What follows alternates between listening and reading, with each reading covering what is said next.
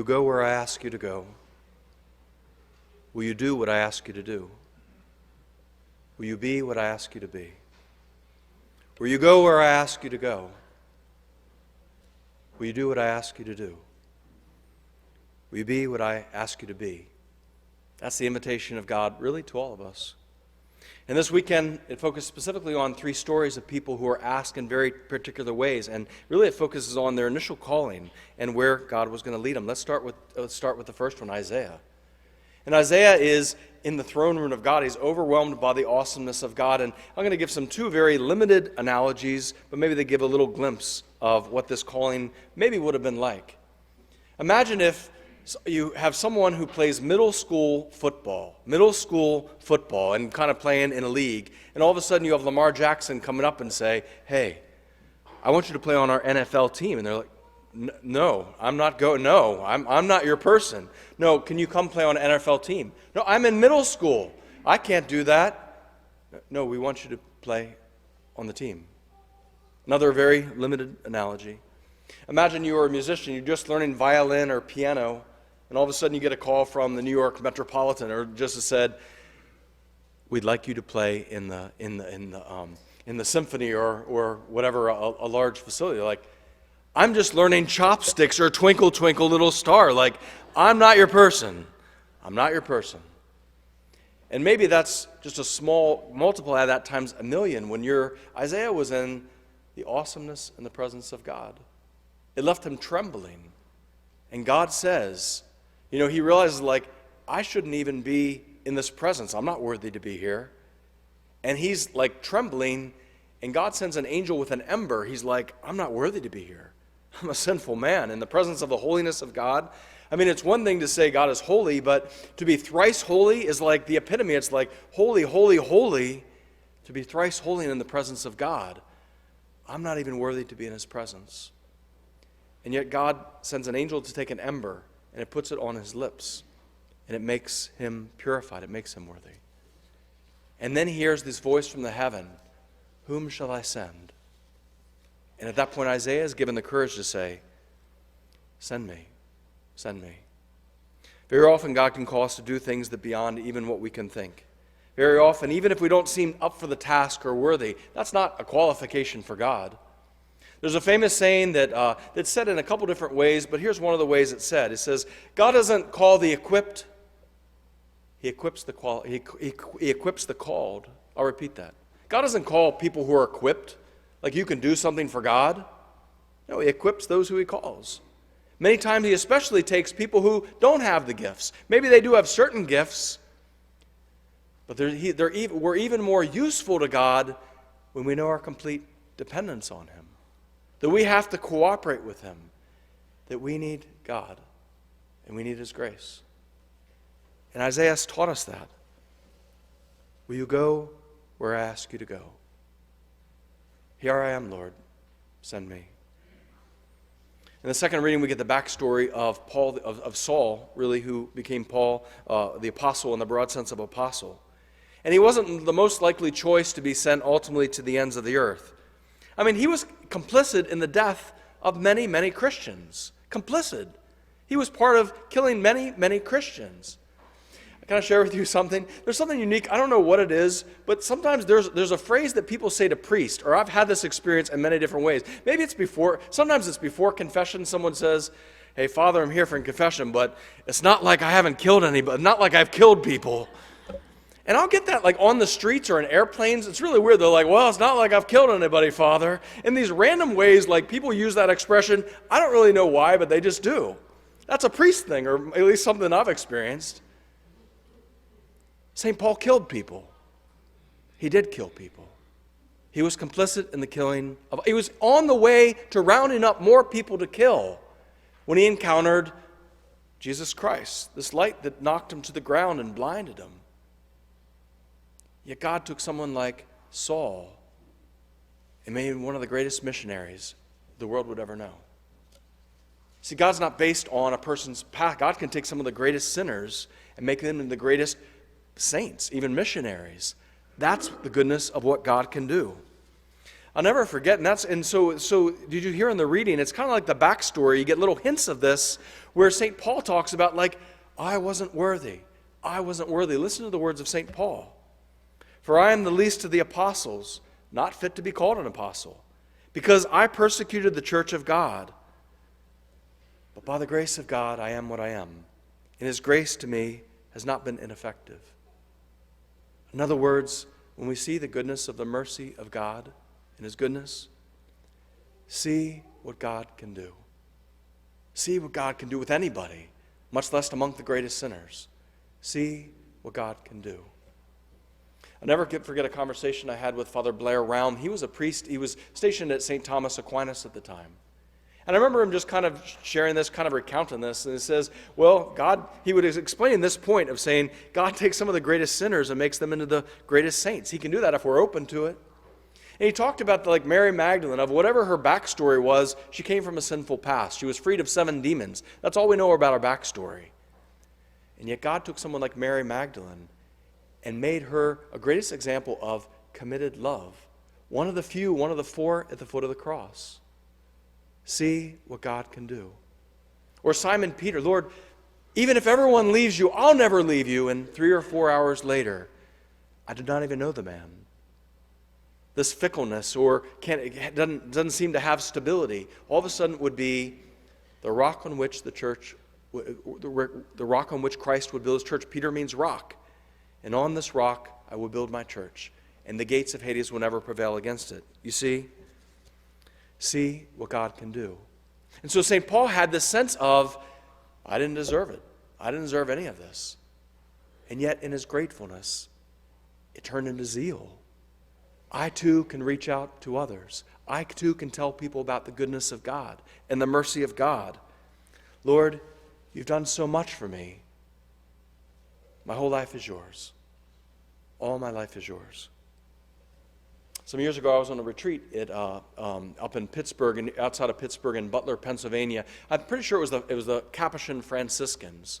And I was on this extended silent retreat before I went back to seminary. It was after the summer assignment. It was in August. And while I was there, well, we were silent, so we couldn't talk, but there was this older monk there. He was just a brother, and he's like, before you leave, read that. And that was this framed newspaper article on the wall. And I'm like, okay, well, I have silent time. I'm sure I'll get to reading that shortly, probably sometime later this day. And so it was kind of a longer article, and I read the story that was in the newspaper article. It told the story of a man who was about 20 years old. He was newly married. He had been consuming a number of beverages and playing cards with some people. So he was very intoxicated at the time. And while he was playing cards, he found out they had been cheating him out of money. He was livid and furious. He was so mad, he went home to go get his gun. And when he went to go get his gun, he basically went home to get his gun, and there was his pregnant wife there of saying, you can't go. And in the struggle, he shot his wife. She died, and also the unborn child. He ended up going to prison for 20 years. He was pretty hardened, and many times, sometimes hardness can also come from, you just know when you do bad stuff, you're like, I don't deserve anything. And you just can become very numb and just very hard, like, I can't believe I did that. He was very just hardened in prison. He wasn't a religious person particularly, but he did want to get out of his cell, so sometimes he would come to the Catholic service just to get out of his cell. He wasn't a religious person, didn't really care enough about God, but he wanted to at least get out of his cell, at least during those many, many years. And well, about 9 years into it, something clicked. Was it a homily about the mercy of God? Was it a homily about second chances? Was it a homily about how God can take some of the greatest sinners and make them into something beautiful for God?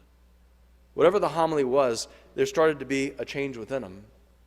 He asked about becoming Catholic, and he studied to become Catholic. For the next 10 years, he was the assistant that would help the priest in prison. And he would give his witness and story and help others for those next 10 years. When he got out, he started helping these group of friars and just seeing if he could help and serve them. And later to find out that he later became a brother in the Franciscans, Brother Leo. And Brother Leo has spent the last 35 years ministering to those in prisons the rest of his life. got to take someone like Leo, who became Brother Leo, to tell others about the goodness and the mercy of God that can be extended to anyone, and maybe especially to him. So he became this beautiful and great witness. My brothers and sisters, will you go where the Lord is asking you to go? Will you do not because you're qualified or not because you're worthy? Will you do what God is asking you to do? There's something very freeing and ultimately beautiful about that. And Simon Peter has that in the gospel today, all the elements of it. The going and doing and being. And that's the story of, can you imagine that fishermen, right, they're waking up early. They could be going out at 3 or 4 in the morning to go fishing because you got to catch the fish. And you want to get there earlier there. And he had been out all night and they caught nothing. Can you imagine at the end of the day they're washing the nets and Jesus is like, Simon, can I use your boat? And why are they using a boat? So he could speak to the people? Because sound travels across water.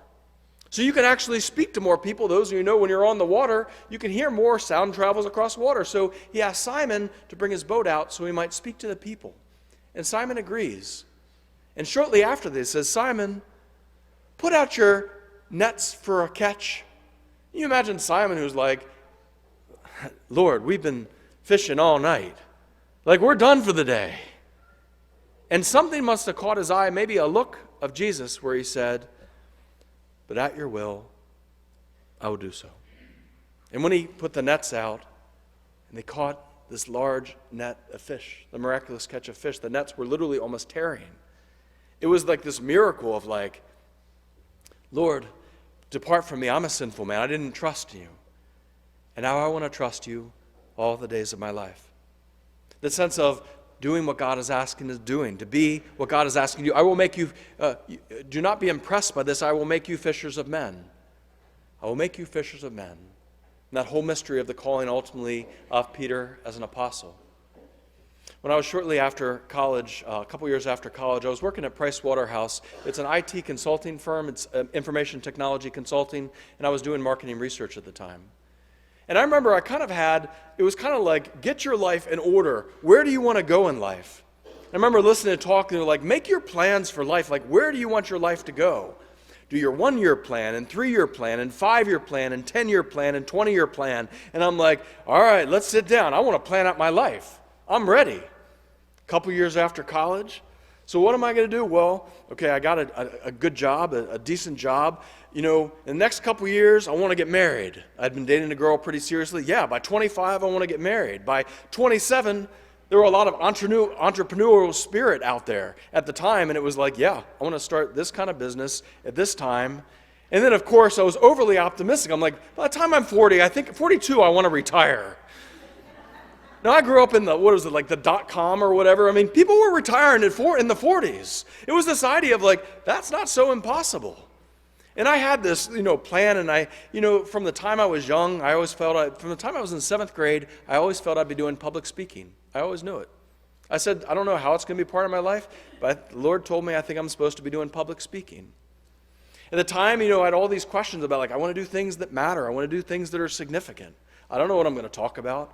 I don't know what I'm going to be doing. It matters to spend time with people. That's something I love. And I remember the idea of like, yeah, I want to get married, have a big family, and yeah, this is the direction I'm going. And so I was making this list down and I wrote out that list of my future goals of, yep, I think this is the direction I want to go. Now, how do I make this happen? And it was shortly after that I had been praying with Scripture much more regularly. And I happened to, on my lunch break, I would go and just open the Bible and just kind of read something. And I'll never forget when I opened the Bible and I read a verse from the letter to the Ephesians, St. Paul's letter to the Ephesians. And this is what it said. To him who can do immeasurably more than you ask or imagine. To him who can do immeasurably more than you ask or imagine. To him be glory forever and ever. And when I read that, it brought me back to that little list that I had just made, my little list of things that I wanted to do. And I felt like the Lord was telling me, you think you have your plans, be open to mine. You think you have your plans, be open to mine. And I had been praying this sense of like asking the Lord, like, what are you asking me in this? And what am I supposed to be doing with public speaking? And what about this? And I couldn't even imagine. It wasn't on my list ever to be a priest growing up. It was not on my list. I always felt called by God for something, but I never thought about priesthood until after college. And this whole mystery of this unfolding, this idea of things like, I always felt I'd be doing public speaking. I was telling someone the other day, like, I preach almost every day. I preached almost every day. And the idea of the creativity of thinking about how to present something, how to ask the Lord, what am I supposed to say this Sunday? And grappling with it. It's not always easy. It takes a lot of love and prayer and work. But it's part of God's providence. Even more than I could have asked or imagined. I remember talking to the Lord. It was like, Lord, I always wanted to have a big family. And I remember the Lord saying this when I felt this tug towards priesthood. I remember having a sense where he told me, it's not like you're going to have a smaller family. Welcome to the family. Welcome to the family. And this whole mystery of having very real encounters with people all the time. Like more and more I was involved in faith. Like as a priest, wherever we go, we don't have to bring up the question of God or faith. Everyone else brings it up. On airplanes, on walking down the street, everywhere. I don't have to bring the topic up. People bring it up. And I get to talk about God and faith and persevering through difficult times. I get to spend time with someone shortly, preparing them to meet the Lord face to face. I get to be at weddings and baptisms and funerals. And all these are beautiful, beautiful things that the Lord was right. I couldn't even imagine. But if more and more we desire that, Lord, I do want to go where you want me to go. I want to do what you want me to do. And I want to be what you want me to be. That applies to every one of us. That's a beautiful prayer, isn't it? So please repeat after me. Lord, I want to go where you want me to go. I want to do what you want me to do. I want to be what you want me to be. Let's pray that one more time because this is an important prayer. Lord, I want to go where you want me to go. I want to do what you want me to do. I want to be what you want me to be. And you and I know each of those little things aren't always easy in this circumstance or this season of life. Keep persevering. That we don't have to be equipped or say, I have it all together. No. God gives and sustains us with His grace. If He's asking us to go anywhere or do anything or be anything, He will always give us what we need. And this invitation to rely on Him, to stay close to Him, is everything. You see, all of us are called, however long or short our life is, actually it doesn't matter, as long as we're striving to do what God is asking us to do. That's the only thing that matters. If you're kind of a dead end or a stuck place, as long as you're doing what God is asking you to do as best as you know and you can, you're a free person. There's nothing more beautiful than that. There's great freedom in responding and following the Lord who loves us so much. And it's His work. He's the one that makes it fruitful. If only we would say once again, here I am, Lord, send me. Here I am, Lord, send me into the school system as a teacher. Here I am, send me as a police officer out once again in sometimes difficult places. Here I am, once again, Lord, it's 3 a.m. and my child woke up. I'm going to help them. Send me. Here I am, grandparents making sacrifices. You name, whatever it is. But it all comes down to this. More and more, this openness, an open attitude to following the Lord wherever He leads. Lord, help us to go where you're asking us to go. Help us to do what you're asking us to do. And to be what you're asking us to be. And there's nothing more beautiful than that.